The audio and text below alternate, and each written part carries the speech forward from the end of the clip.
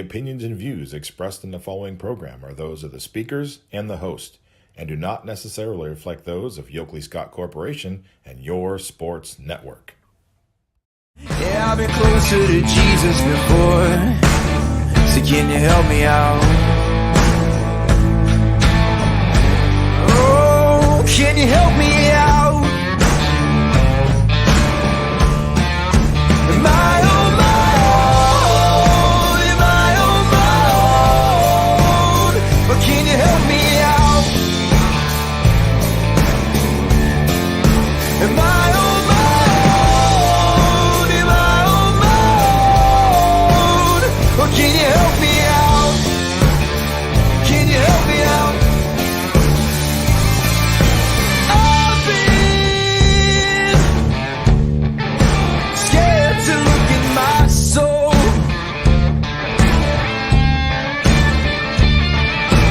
I've been afraid I would follow the road. Yeah, afraid of the things I've been told. And hello, everybody. Welcome inside a Tuesday episode of Running Point on ysnlive.com, brought to you as always by our good friends over at Greenwood Chevrolet in Austintown. They go the extra mile for you, so you don't have to. Anthony Hartwig with you, and we try to go the extra mile as well, along with our wonderful sponsors by sharing those player profiles, coaches corners, all the wonderful people that we have in our communities, our school communities. We try to share those with you every single day. We're going to continue that trend today with a player profile. We're going to go back into Boardman lacrosse. We had them yesterday. We'll have another one today with Lacey Dre from Boardman girls lacrosse. We'll continue that trend, get them taken care of this week. So that'll be the player profile featured today. Going to be a great one too. It was a great interview with Miss Dre and the lacrosse team. And once again, Boardman does a great job setting those up. So what we're going to do first, though, like we always do, we're going to go into the scoreboard on ysnlive.com, pull it up, and see what was going on last night on Monday to start the week. The Ysn scoreboard is presented by Burnett Pools, Spas, and Hot Tubs. It is a great tool for the Ysn fans, whether you are at one of the games or watching one of our broadcasts. Either way, you don't want to look away from the screen for too long, and the Ysn scoreboard is a great and easy way to get live updated scores from your favorite teams across the Ysn family. Whether you are your rivals or your best friends, either way, you can find them on ysnlive.com/scores, and it is once again presented by Burnett Pools, Spas, and Hot Tubs. Let's get to it. Monday on the baseball side of things, this is what the scoreboard looks like. Geneva is able to win over Edgewood. Another high-scoring affair. Edgewood has been getting into a lot of those recently. 11-8, the Eagles get the win. The Lions of Orange edge out Hawken, with a 5-4 win over them. Warren JFK meets up with Rootstown and wins 7-2. That's a big Portage County rivalry. Rootstown, a very quality team that's outside the Ysn family, of course, but they're close enough that we see them a lot, so we can know with a pretty good certainty that that's a solid quality win inside Portage County for Warren JFK. Rootstown is a heck of a program, both baseball and softball, and to win the way they did last night, pretty solid win for Warren JFK. A pitcher's duel as Cardinal Mooney and Salem get together. Salem gets to win 2-1 in this one. We saw a champion lose to Newton Falls, 8-6 the final score in this one. That's a tough loss for the Flashes to open up an MVAC series. Crestview gets beat by LeBray, 10-0 the final score. Crestview is just on a little bit of a stumble right now. I mean, they had a lot of tough games last week. They were competitive in most of them. But this is another loss for the Rebels. They're trying to regather themselves. Had such a good first half of the season. But like baseball will tell you, it's a game of failure. It's a game of hills and valleys. And right now, Crestview trying to get themselves back up on their feet. But it's going to be tough against LeBray again tonight. 10-0, the final score last night in Leavittsburg. Heartland Christian was able to take care of Youngstown East in decisive fashion. 17-1, the final score there. East Palestine beats Southern Local 7-1. The final score on that side, inside the EOAC. Fairport Harding, no match for the Bombers. Look at that score. Talk about opening the Bombay doors. 27-1. Wyndham gets the win. Garrettsville Garfield all over Brookfield. 12-0. The final score there. Just an all-out good performance by the hitting and the pitching and defense from Garfield. Straight up domination. Same thing with Girard as they went to Niles and win by the same score, 12-0 over the Dragons. Austintown, Fitch, and Howland inside the AAC. Fitch is all over this one, 13-1 your final score. Ashtabula Lakeside able to win over Conneaut, 8-2 your final score there. And then Blackhawk edges Beaver Area 5-3. We have Lowville. They fall to McDonald 12-0, the final score for that one.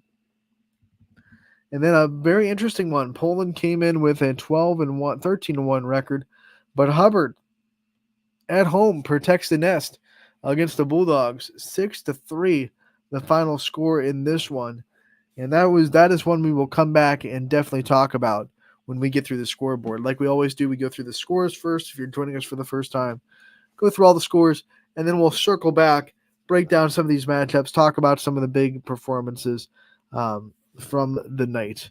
Mohawk gets the win 10-8 over Shenango. Jackson Milton and Springfield doing battle in the MVAC Scarlet tier. Springfield gets the win 9-4. Back to the NE8 as Lakeview is able to take care of Struthers 10-0, the final score there. Pitchers duel in Columbiana as the Eagles fall 1-0 to the Clippers. South Range unable to take care of Ursuline 12-4. The Irish all over the Raiders in this one.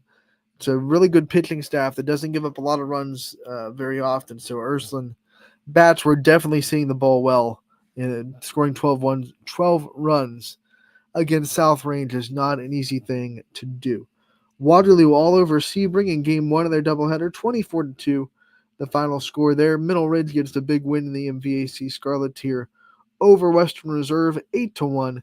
The final score there. Campbell is able to go to Liberty, and the Leopards get the win, 4-0. Final score. Louisville beats Boardman 13-9. The final score there. That was round two. The two teams met in Louisville last week as well, and Louisville gets that season sweep. Talking about season sweeps, Waterloo does it in one fell swoop over Sebring as they win game two 13-0 over the Trojans. Canfield holds off Warren Harding 9-3, the final score there on the road in Warren. And then Jefferson falls to Madison 13-1 to round out the baseball scores. So now let's reset and go to softball. We have Grand Valley. They were able to win over Middlefield Cardinal just barely, 9-8, the final score. Big win for the Mustangs. Edgewood gets the win over Conneaut, dominating fashion, 9-0, the final score there. Badger falls to Bristol, 11-5, your final score in that one. A lot of scoring in Campbell as they beat East 21-18. Champion starts a doubleheader with Newton Falls. They win game one, 19-0. They win game two, 6-0. We're going to come back and circle on that because there are some really impressive numbers for the Champion offense in that game. Cardinal Mooney beats Cheney 6-3, the final score there. Crestview falls to LeBray 9-1, the final. East Liverpool and Wellsville did not report a score last night, unfortunately, but Southern did report a score, and they win 12-1 over East Palestine on the softball side. So Softball, baseball, they split that matchup with Southern winning on the softball diamond. Wyndham, just like the baseball team, takes care of Fairport Harding 23-3. Your final score there for the Bombers. We have Garfield beating Brookfield 7-1. The final. A lot of scoring in Gerard Niles as the Indians win 26-10. Feeling like a football score. Sydney Watts throws another no-hitter on her career as she wins. She and the Falcons win over Howland 15-0 in their first game of the AAC series. If Fitch wins tonight, they can clinch at least a share of the AAC, and they'll also be awaiting what Canfield does against Warren Harding tonight as well. Lisbon went to Latonia, got the win 13-1. This was also a no-hitter. Morgan Lively threw a no-hitter. The Latonia run was not on a hit, and it was also unearned, by the way. So 13-1, Lisbon gets the win. Morgan Lively gets the no-no. McDonald wins over Lowville 13-0, the final score here. And Hubbard makes it a clean sweep on baseball and softball as they beat Poland 6-5 and upset the Bulldogs. That's a big win for that Hubbard Eagles program. Ashtabula St. John falls to Pymatuning Valley 11-1, your final score there. Jackson Milton all over Springfield 18-3, the final in that one. Ursuline blasting Warren JFK 15-2. The offense was everywhere for the Irish in that one. Lakeview gets the win over Struthers on senior night 14-4, the final score there. Bulldogs over the Wildcats. Columbiana steadily but surely run rules united. They walked this off in 6. 10-0, the final score there. Waterloo beats Sebring 6-3, a close one for the Vikings in this one. Western Reserve beats Middle Ridge 6-1, the final score. Western Reserve is one win away from clinching at least a share of the MVAC Scarlet tier. Champion, as we said, won in Game 2 over Newton Falls 6-0, the final score in that one. That went 3 innings. The first game of the doubleheader went 4 innings, so they played a total of 7 innings of softball. Crestview falls to LeBray. They played twice as well. 12-1, the final score in Game 2. Warren Harding lost to Canfield 5-1, the final score there. Kaylee Ortiz was the pitcher. They gave Melina Toth the day off completely. She was not in the lineup. She did not pitch, and the Cardinals were still able to win 5-1. Louisville wins over West Branch 12-2, the final score in that one. Beaver beats falls to Ambridge, 11-10, your final there. Hoban wins against Akron St. Vincent St. Mary down at Firestone Stadium in Akron, 4-1, the final score. And then last but not least, Mohawk able to beat Beaver Falls 8-1.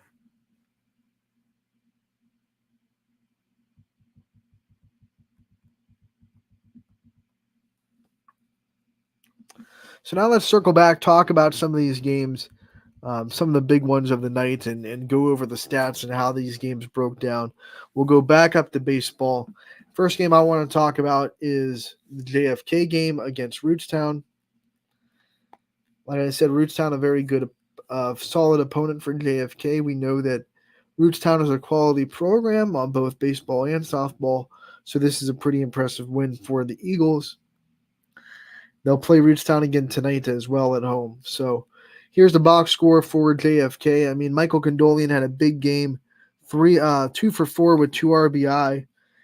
He was the only player in the lineup to have multiple RBI on the day. The rest of the runs were pretty spread out.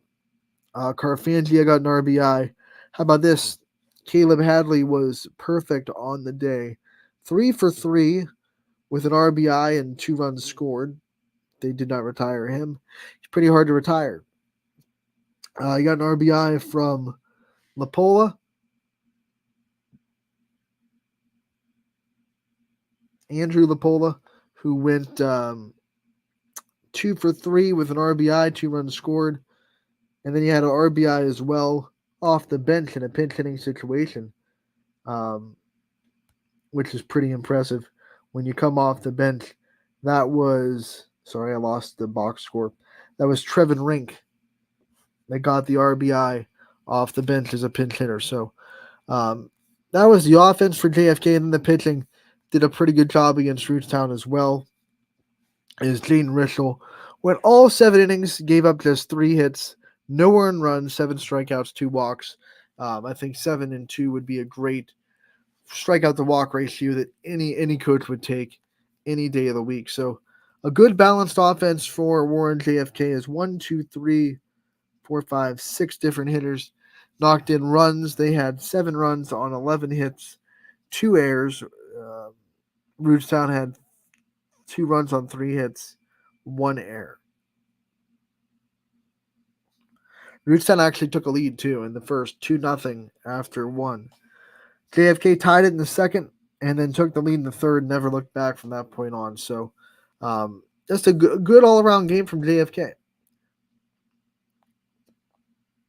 I wanted to also talk about this Salem Mooney game because it was a very good pitcher's duel. 2-1 the final score. Salem gets the win.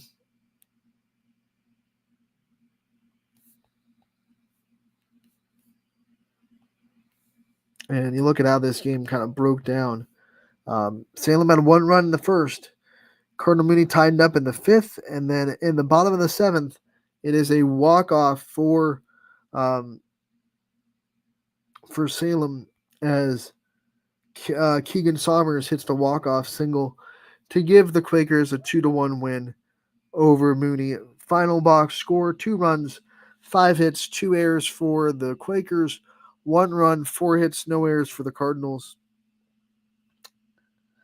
That was Somers' first hit of the day. He was 1 for 3 with 1 RBI. Just 1 RBI for Salem. That was it. That was the only RBI of the day. Multiple hits for Carson Rhodes, who went 2 for 3 with a run scored. The other run scored from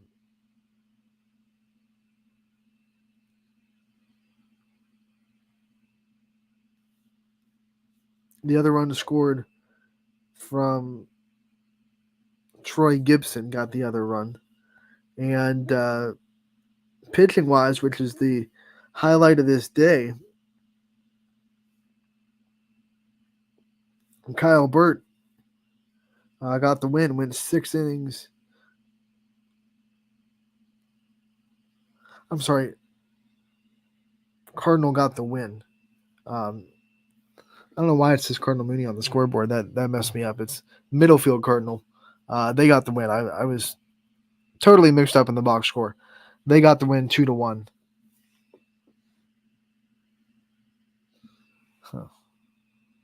No, that was Saturday. I accidentally clicked the Cardinal and Cardinal Mooney. My bad. There was the same score.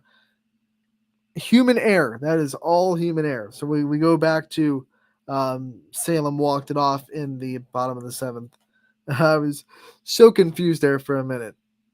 They walked it off. So pitching for the Quakers in this one was Marshall Boren, and he went 7 innings, gave up 4 hits, 1 run. It wasn't earned, struck out 1, walked 2. Then you go in the Mooney's box score. They only had 4 hits. 3 of them came from Caden Reese, who went 3 for 4 on the day with a run scored. The other hit came from Otis, who went 1 for 4. Pitching for the Cardinals, Otis as well. He took the loss. Tough luck loss. Ben Otis went 6 2/3 innings, gave up 5 hits, 2 runs. 1 of them was earned. He had more strikeouts, 6 of them. Only walked 1, but didn't matter. This pitcher's duel came down to the 7th inning. And it was the walk-off base hit from Keegan Somers. Singled to right field, and Gibson scored the winning run. So that was it. That was a heck of a game. A heck of a game for both teams. And you can't ask for anything more than a walk-off in the 7th. That's a heck of a way to start off the week on YSN. And you were able to see it on YSN. Derek Rhodes and DJ Oakley both on the call for that one. I want to scroll down and also hit this Hubbard victory over Poland. This was a huge victory for the Eagles because Poland came in obviously leading the conference with that 13-2 record, just one loss inside the NE8 to this point. It was to South Range earlier in the year. And Hubbard's been a quality team all season. A little bit of a consistency issue, but still very good. 12-9 on the year. And they've shown that they can beat the big teams. And they did that last night. They scored 4 runs in the bottom of the 5th. That was the big inning for Hubbard. It was tied at 1 after 3, and then Poland took the lead 3-1 and the top of the 5th, and then Hubbard answered with 4 runs in the bottom. So that was definitely the bulk of the scoring happening in that 5th inning. For the Eagles, Braden Songer went 2 for 3 with 2 RBI and a run scored. He was the biggest bat in the lineup. In fact, the only player that had multiple hits for Hubbard. They did get 2 RBI from Gabe Rusnak, who went 1 for 3 on the day. And they also had RBIs from Tyler Wright and Johnny Reyes, who both went 1 for 3 with an RBI as well. Wright was able to walk.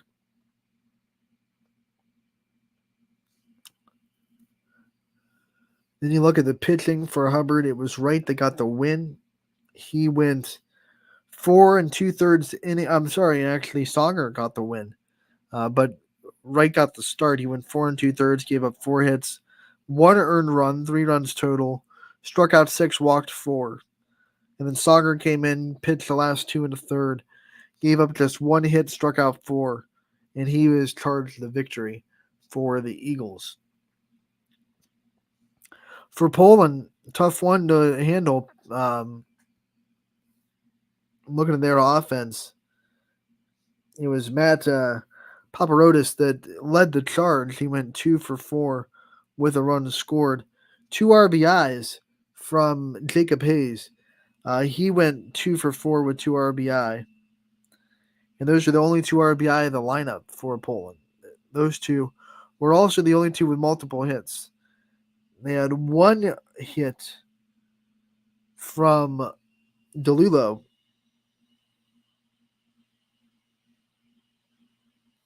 And that was their only other hit of the day. So they had 5 hits total, 2 of them apiece from Paparotis and Hayes.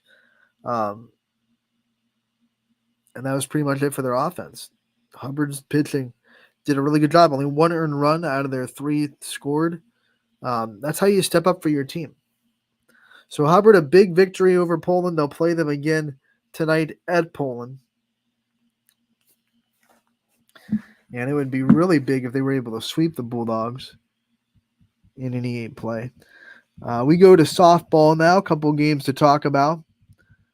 We will start with this whole champion thing that happened last night. I know you're sitting there going, why are you talking about a doubleheader? The champion was able to obviously dominate 19-0, 16-19-0, 6-0 in 7 total innings played. But when you look at these numbers, just have to be called out because it's something, especially for 2 of the players, Gabby Gradishar, Addie Warzela. Here's their night. So Gabby Gradishar on the night, both games combined, went 4 for 4. All 4 of her hits were home runs. Addie Warzela went 5 for 6, 3 home runs and a double. Bella Meyer went 4 for 6 on the night in a double. Zoe Paulette went 4 for 5. Sam Strock went 3 for 5. But 4 for 4 home runs. Gradishar pitched both games. Both of them were perfect games. Didn't give up a single hit. Didn't walk anybody. No errors on the defense. It was, they were just getting back to action, right? They had a tough week, end of the week last week, losing to Fitch by 1, a 1-0 battle, losing to Whitmer by 1. Both of the games that Gabby Gradishar pitched. Then they lost to Steele, where Gradishar didn't pitch, 11-1. So it was a bruised and battered team, and they were getting back into league play, and they just kind of put their foot right back on the gas pedal and said, all we can do is truck forward, right? And that's what they did. And then this team is going to learn from those losses. They're going to hopefully, for their sake, take them into the tournament because this Division III district and regional and state, no matter what level you get to. If you get past the districts, regionals get really hard. If you get through regionals, then you have Wheelersburg sitting there in the state semifinals, probably waiting on you, or state championship. They'll probably be on the opposite end of the state bracket this time around. They like to flip those, so maybe state championship. But either way, Wheelersburg looms in Firestone, probably, unless something really crazy happens, which can. It's softball. It's one and done. It's a fickle sport. But Champion just getting right back to what Champion does, and that's dominate the MVAC. I just had to call out because not very often do you see a girl have 4 hits in the night, all 4 of them being home runs. It's just it's remarkable what she's able to do. At some point, you just be like, you know what? Let's just not pitch to her. But that decision was never made, and she took full advantage of that. One of the other games I want to talk about on the softball side, same as the baseball, Hubbard versus Poland. Hubbard gets the big win over the Bulldogs on the softball side as well. Want to give a shout out to their team because what a big win for that program, who is now at the 500 mark. That was their 8th win of the year, so they got back to 8-8. And here's their final line. Phoebe Rusnak had a big day at the top of the order, went 2 for 4 with 2 RBI and a run scored. Haley Taylor was 3 for 4 with an RBI and a run scored. Lauren Komarak was 2 for 3 with a home run, 3 RBI, and a run scored. So that top 3 of the lineup combined for 6 RBI on the day. The only 6 RBI, obviously, in a 6-5 win. They also got two hits from Ashley Masluck, who went 2 for 3. I was thinking Springfield Malatok. I don't know why that program was on my mind, but 2 for 3 on the day for Masluck, who went with a run scored as well. Pitching, Phoebe Rusnak went 4 innings, gave up 3 earned runs, struck out 1, and then Keely Schultz came in the rest of the day, pitched 3 innings, gave up just 2 hits, 1 earned run, struck out 2. For Poland's offense, Mary Brandt went 3 for 4 with a RBI and a run scored. Leanna Bocheri went 2 for 4 with an RBI, and then the other RBI for Poland came from Olivia Horn. She had 1. Lily McDonald had 2 on a 1 for 4 day.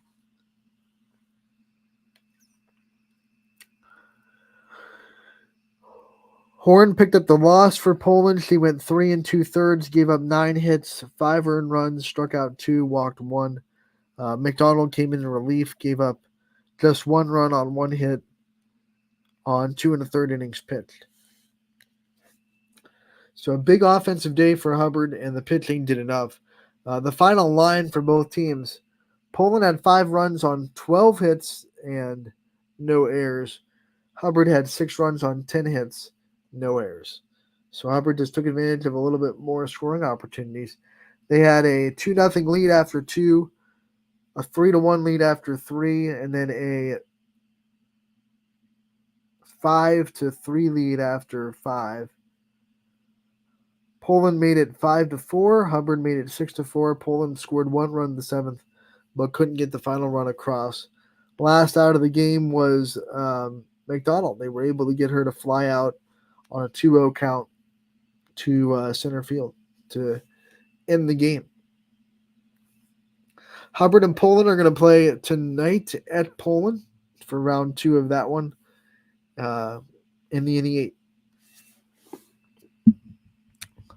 All right, next one we got to talk about the game that I was at, the game that I can talk a little bit more intelligently about because I was able to see everything. Columbiana and United.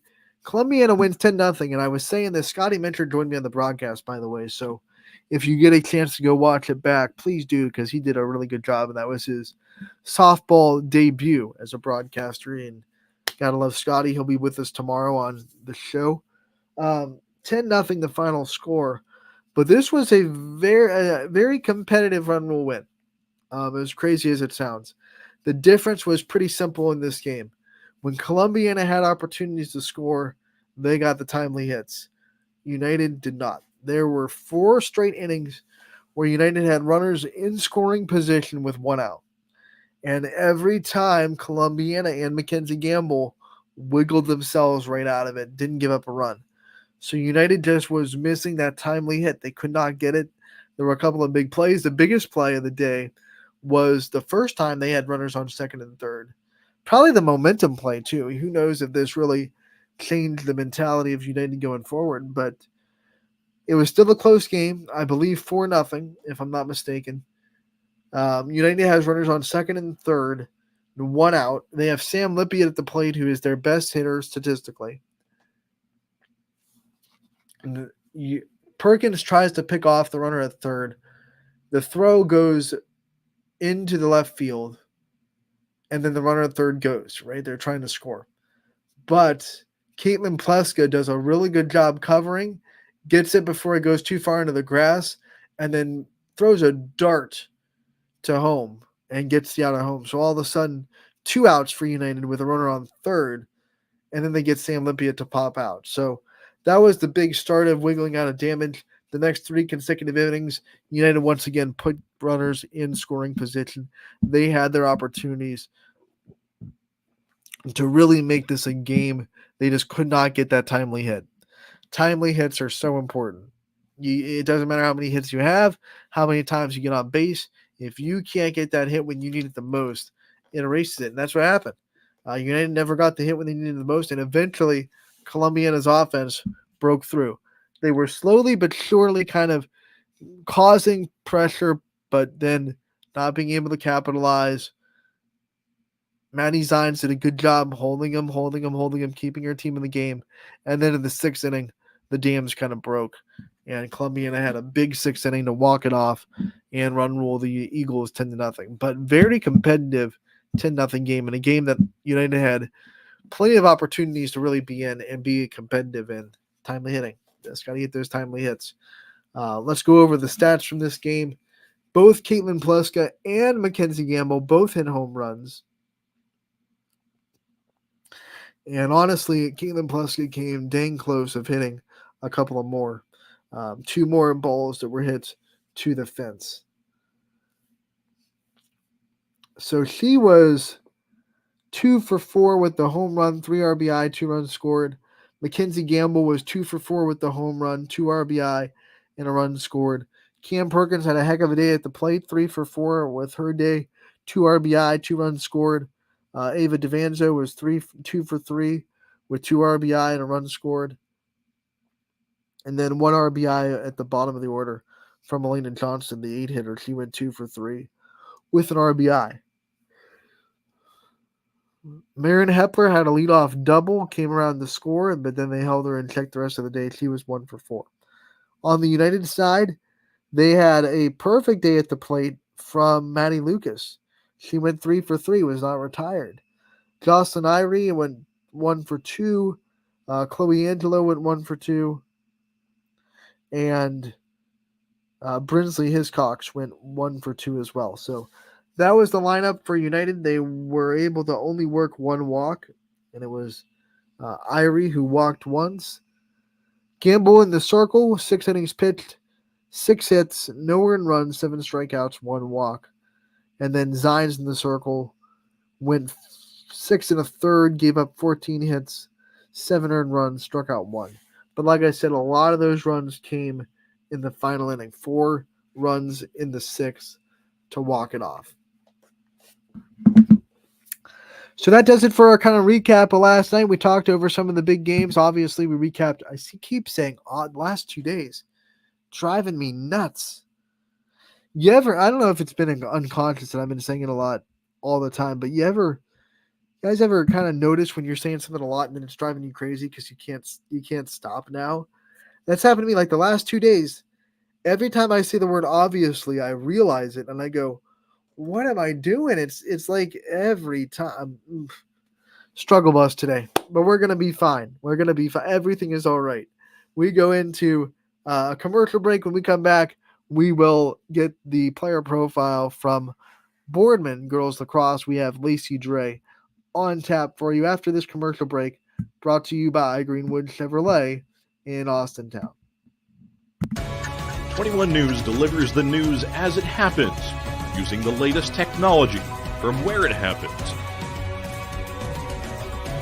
Live here outside the Mahoney County. On air, online, Wednesday afternoon weather update. Very dangerous.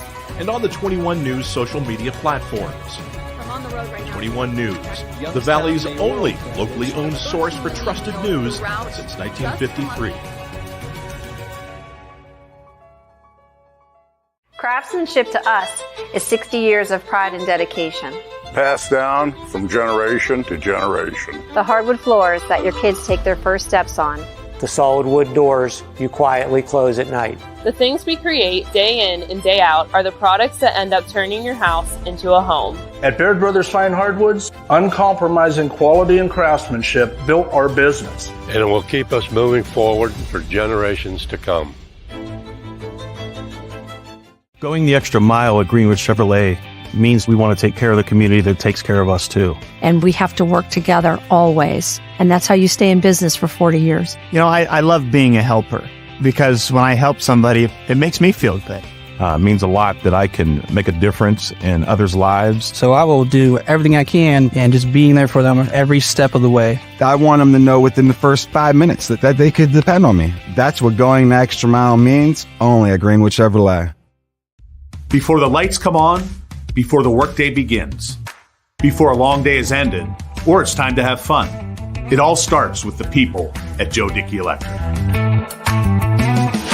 From replacing a light fixture in your home to building a substation for your business, no job is too big or too small. The people of Joe Dickey Electric power them all. Joe Dickey Electric, over 60 years of powering the Mahoning Valley. Welcome back to Running Point on ysnlive.com, brought to you by Greenwood Chevrolet in Austintown, top right-hand corner of the screen right there. You can see them. Made the decision in the commercial break that we're just going to tally every time I say obviously for the rest of the week and see where it's at. I'm going to roast myself, put myself on blast a little bit because, whew, that one counts too. So that's one. Man, that's fun. So let's get on to the player profile from Boardman Lacrosse, as promised before that commercial break. Lacey Dre, another one of their captains. We have talked to all three of them. We had played Jasmine Graham yesterday, and we're going to play Lacey Dre here today. So second of three captains for Boardman Girls Lacrosse. I hope you enjoy this interview, which is also brought to you by Greenwood Chevrolet in Austintown. Anthony Hartwig here with another Boardman Lacrosse, Girls Lacrosse player profile. We are joined by another senior, Lacey Dre. Lacey, thank you so much for taking the time to join us today. Thank you for having me. Senior year, it's your last go around. What have been the emotional, what's it been like dealing with the emotions that senior year can bring you? It's definitely been rough, especially with sports, like realizing that I have to leave my teammates and all my friends behind. And then like just realizing that like this is the end and I'm moving away from home. It's hard. When you get reflective for senior year and you start to think about your favorite memories that you've had, not just with your sports, but also in the school system, what memories come to mind for you? I think of like just all the times that I've spent with my friends, like around hanging out with them, and like especially with like all the activities I do at Big Spartan, Little Spartan, like those kids, thinking about like how they're gonna like take my space in a few years. With the Big Spartan, Little Spartan, and being involved in that, how much does that help you flex your leadership skills, not just with that, but also on the lacrosse field as a senior? They help me realize like what I need to do. Like they take a lot of patience. So I think when I'm with them, my patience grows stronger each time. And then that draws onto the lacrosse field as well. How would you define yourself as a leader if you had to kind of, explain your leadership qualities? What would you say? I would say that I'm pretty determined to help everybody out and positive and strong, I think. when we ask, future leaders of this team, maybe next year we get a lacrosse player on. If we ask them what kind of impact you being on their teammate and you had on them in the year before, what would you hope their answer would be? I hope they would say that I was like a role model for them and their lacrosse journey. Let's talk about your lacrosse journey. When did you start this sport? When did you fall in love with it and obviously put so much time into it? I started when I was in the 7th grade, I believe. And I started, we did a day in gym class where we just focused on lacrosse. And ever since that day, I just completely fell in love with it. And I went home and I told my mom that like I needed to be on the youth team. And then we looked into it and I started. And ever since, like, my love just grew so much stronger. What was it about it that got you? I mean, what was the thing that you obviously playing it in gym? What was it about lacrosse that this is the sport that stuck and this is the sport that I wanted to play? I think just like having the ability to, I never did a sport where like it was like running and like with a stick and stuff like that, because I always just did swim. So I think like having the idea of a ball and a stick and being able to run around the field and have fun with people that I knew would be my friends was appealing to me. You were a part of a very successful swim team, especially this year. What did that success? How did that help you bring that mindset into lacrosse? That successful mindset. My coaches drill it into me at swim. They like, we stay humble, but we work hard, and we're only successful because we work hard. So I knew that if I wanted to be successful at lacrosse, that I just needed to work as hard as I could. Yeah, we talked to the swim team. We talked to some of the members, and man, the conditioning and the work that you guys put in. I don't think other sports understand what it means to be a swimmer. When you go from that and you go right into a lacrosse season, what's that like, the transition between swim and lacrosse? It can be rough, but it's also relieving because I get a lot more off time with lacrosse and I feel a lot more rested than I do when I'm swimming. So as a senior, you start to think about life after high school and what it's going to be like. Talk about your future plans and things that you see for yourself after you graduate, Boardman. After I graduate, I'm going to attend Walsh University, and I'm majoring in education, childhood education, with a minor in special education. And I just hope that like I can make a difference in lives of children. Okay, a couple follow-ups to that. One, why Walsh? What was it about the Walsh campus or the programs that you saw that made you want to go there? And then what got you on that career path? What made you interested in child education with a specialty in special education?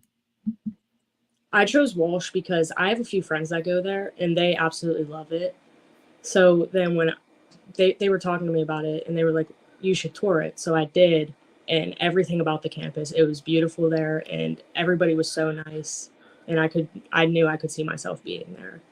And then okay. Next question. I'm sorry. Answer the next one. I jumped the gun.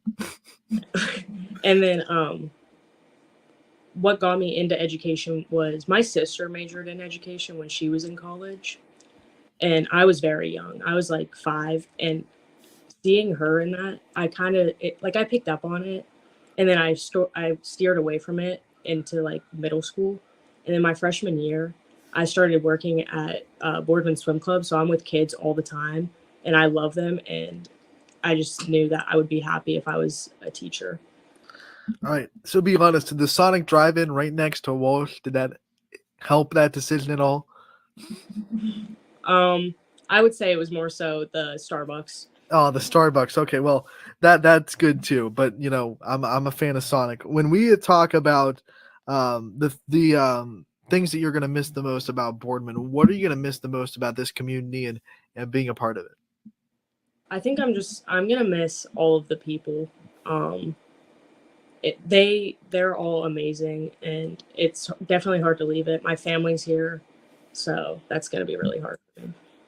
All right, just like every player profile, we want to give you the time to take the spotlight off yourself for a minute and shine it on your support system and the people that have been there for you. I want to give you the time to give as many thanks out as you want. Okay. I could thank so many people, but I'll start with my mom and my dad. They are there for me more than anybody could ever be there for me. They show up to every game, every swim meet, no matter what the circumstances are. They're there. And then my sister, she'll come to as many as she can. And my brother always pushes me to be he wants me to be the best. He compares me to himself, which definitely drives me to be great. And then all my friends and my teammates that have pushed me and got me where I am today, I could not do it without them. And especially my coaches from swim and lacrosse teaching me what it's like to be humble and a hard worker. All right, Lacey, we want to thank you so much for taking the time to join us today. We appreciate it a lot. We wish you the best of luck the rest of the senior season, and we can't wait to talk to you again real soon. Thank you.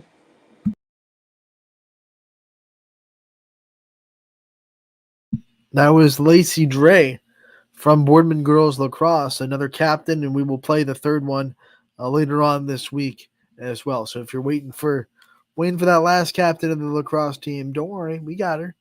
We'll get it to her. We'll get you to it and have some more fun. Right now, though, we're going to go back into the scoreboard brought to you by Burnett Pool, Spas, and Hot Tubs and see what's going on tonight across the Ysn family. Here's what we got. Baseball, you have Beaver hosting Blackhawk. You have Jefferson and Madison in Game 2 of that series. You have Mohawk playing Chenango again, Game 2 of their series with them.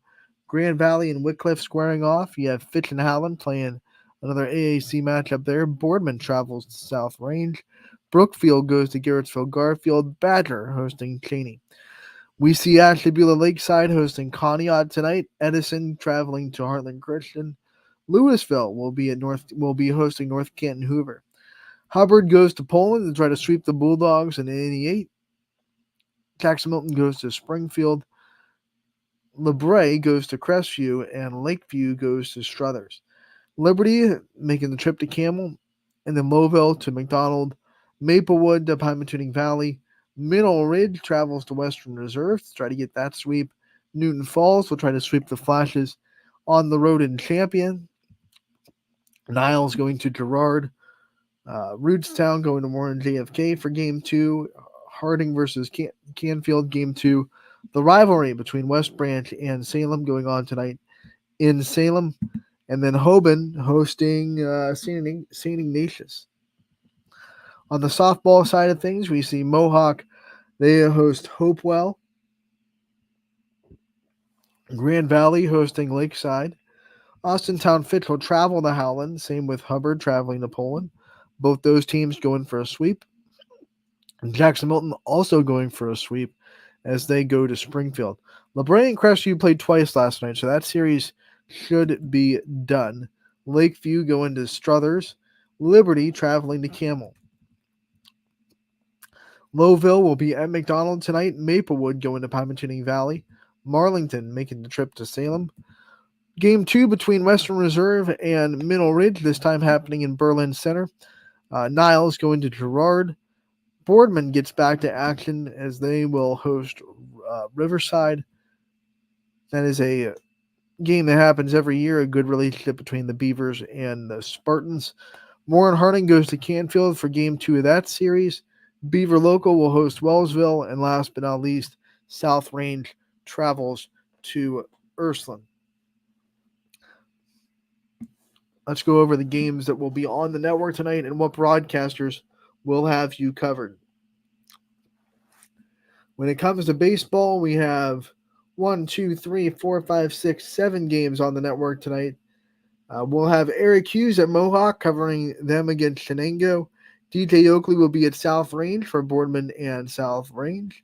Cooper Chavone will be in Struthers in Scene 1. Scene 2. Scene 3. I'm wrong. There's only 3 fields. I said them all. Cooper will be at Scene 3 as Lakeview plays Struthers. Steve Hodge will be at Camel, Scene 1, as they will play Liberty. Matt Marr going to Girard for Niles Girard.